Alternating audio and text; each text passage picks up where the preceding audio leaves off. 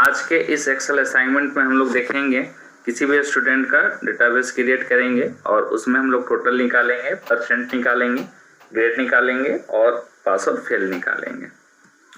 तो सबसे पहले हम लोग डेटा तैयार कर लेते हैं। सबसे पहले नेम ऑफ स्टूडेंट ले लेते हैं डेटा हम लोग। ऑटो एडजस्ट कॉलम करने के लिए यहाँ पे प्लस का साइन बनता है कॉलम के पास में, जिस भी सेल में बढ़ाना है वहाँ पे डबल क्लिक कर देंगे, कॉलम ऑटो एडजस्ट हो जाएगा। फिर हम लोग रोल नंबर ले लेते हैं। रोल नंबर के बाद हम लोग सब्जेक्ट ले लेते हैं।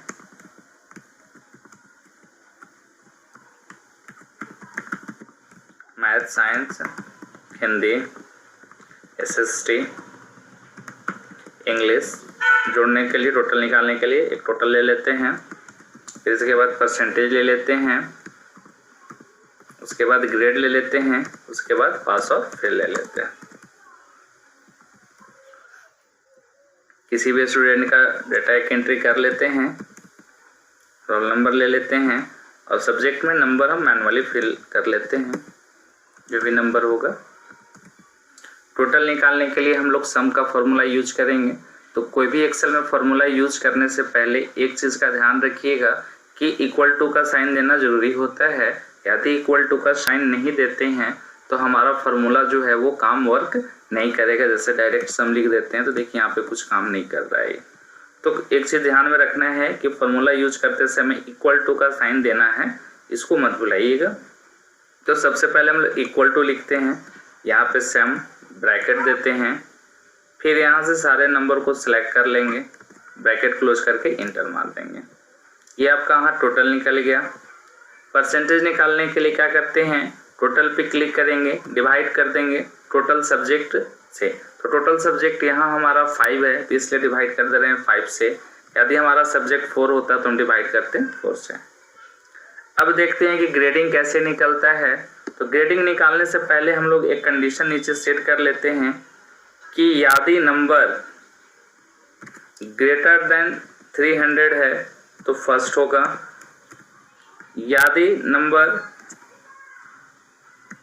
250 ग्रेटर देन 250 कर लेते हैं, यदि नंबर कोई भी ग्रेटर देन 250 है तो वो सेकेंड होगा।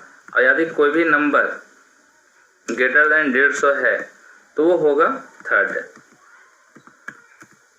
और लेस देन 150 है तो वो फेल माना जाएगा। तो इफ यहाँ पे हम लोग ग्रेड निकालने के लिए इफ का फॉर्मूला यूज करेंगे, लिखेंगे यहाँ पे इक्वल टू इफ।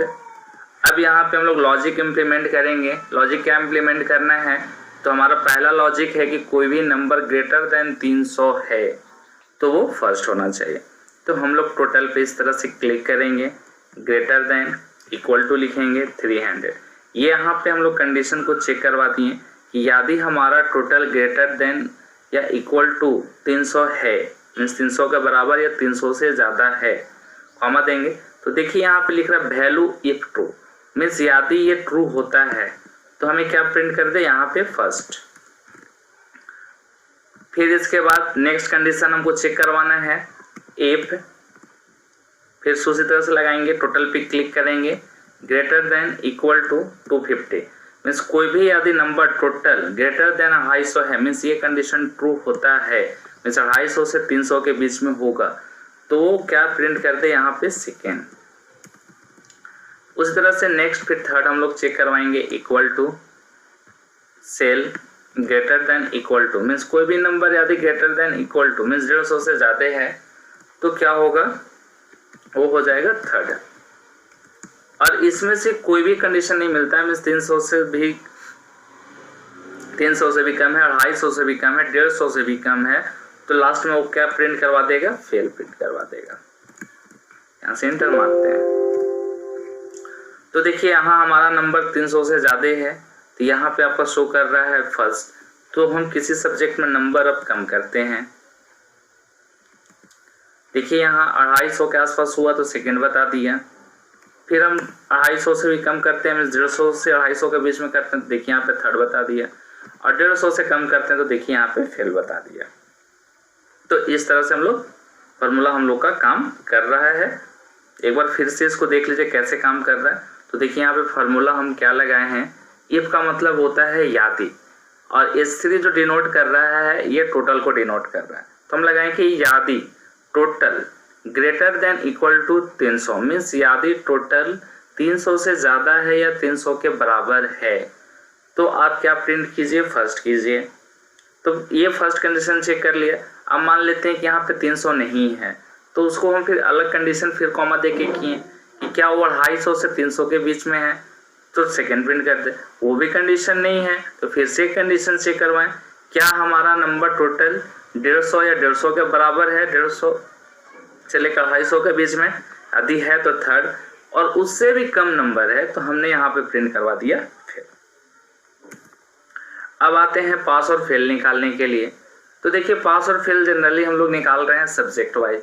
तो कंडीशन हम लोग अभी ये लगाएंगे कि किसी भी सब्जेक्ट में यदि हमारा 30 से नंबर कम है, क्या है, फिर से एक बार सुनिएगा क्वेश्चन को, यदि किसी भी सब्जेक्ट में यदि हमारा 30 से कम है तो वो फेल बताए और 30 से ज्यादा हो तो क्या बताए, पास बताए। तो इसके लिए भी सिंपल सा हम लोग इफ का फॉर्मूला लगाएंगे, इफ है और से कंडीशन हम लोग चेक करवाएंगे कि किसी भी सब्जेक्ट में 30 से नंबर कम है कि नहीं। तो इफ और यहां से देंगे लेस देन इक्वल टू 30, उस तरह सारे को हम लोग चेक करवाएंगे, less than equal to 30। Hindi को भी चेक करवाएंगे उसी तरह से, SST को भी उसी तरह से लेस देन इक्वल टू 30, और इंग्लिश को भी उसी तरह से चेक करवाएंगे लेस देन इक्वल टू 30 और ब्रैकेट क्लोज कर देंगे। तो कहता क्या है कि यदि ये टोटल ट्रू होता है मीन्स सही होता है, मीन्स किसी में भी लेस देन 30 है तो हमारा यहाँ पे जो प्रिंट करवाए, क्या प्रिंट करवाए, फेल। अदरवाइज कंडीशन फॉल्स हुआ मीन्स किसी में 30 से कम नहीं मिला तो जाहिर सी बात है कि क्या होगा, वो पास होगा। किसी में अब हम लोग 30 से नंबर कम करते हैं, जैसे 29 कर देते हैं, देखिए यहाँ पे फेल बता दे रहा है, 30 कीजिएगा पास बता देगा।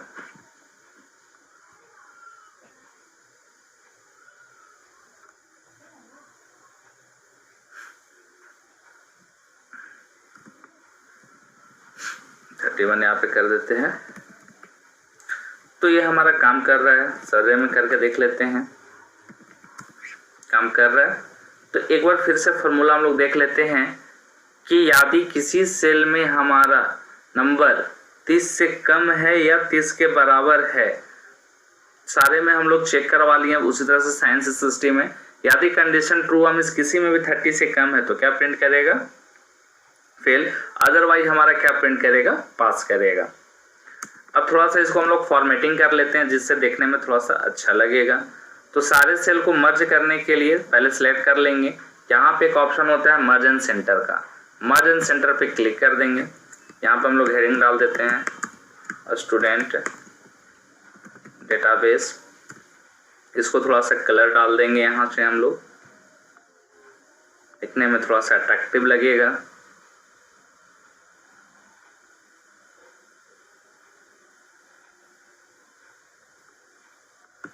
यहाँ से हम लोग कलर और डाल रहे हैं। उसी तरह से दूसरा एक रिकॉर्ड तैयार कर ले रहे हैं मोहन नाम के लड़के का, इसका रोल नंबर 2 डाल दे रहे हैं।